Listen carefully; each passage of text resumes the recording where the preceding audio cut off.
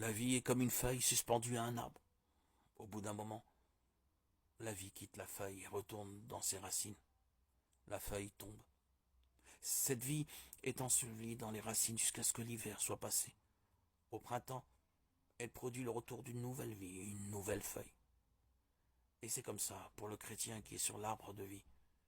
Cette vieille carcasse qui est ici pourrait tomber effectivement. Mais la vie retourne au Dieu qui l'a donnée. Voyez, si Dieu vous a donné votre vie, si vous êtes né de nouveau, il n'y a qu'une seule vie qui puisse jamais vivre. Et c'est la vie de Dieu en vous. Et si cette vie est en vous, alors elle ne retournera qu'à l'endroit d'où elle provient. Elle retournera à Dieu, afin de revenir dans ce grand millénium, avec une nouvelle feuille, ou une nouvelle vie, ou un nouveau corps, qui ne se flétrira jamais, et ne se détériorera jamais, le corps de gloire.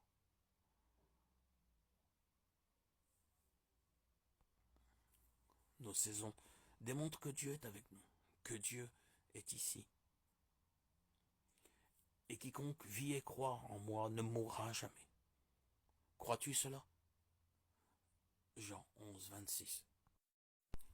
Le Dieu, le Créateur, a couvert la Vierge Marie de son ombre, a créé en elle une cellule de sang. Or nous savons tous que la vie vient du sexe masculin, tout comme une poule peut pondre un œuf. Même si elle n'a pas été avec l'oiseau mâle, il n'éclorera jamais. Il n'est pas fécond. Donc le sexe masculin, c'était Dieu. Et c'était là l'Esprit de Dieu qui s'est manifesté en Marie pour donner naissance à Jésus. Marie était une femme que Dieu le Père a couverte de son ombre et par sa puissance créatrice sans aucun désir sexuel, il a créé en elle le germe qui a formé le Fils de Dieu. Il n'était ni juif ni des nations, il était Dieu.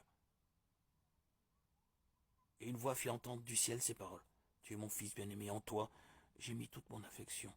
Luc 3, 22. Le premier jour de la fête des pains sans levain, où l'on immolait l'agneau pascal, les disciples de Jésus lui disent « Où veux-tu que nous allions faire les préparatifs pour ton repas pascal ?»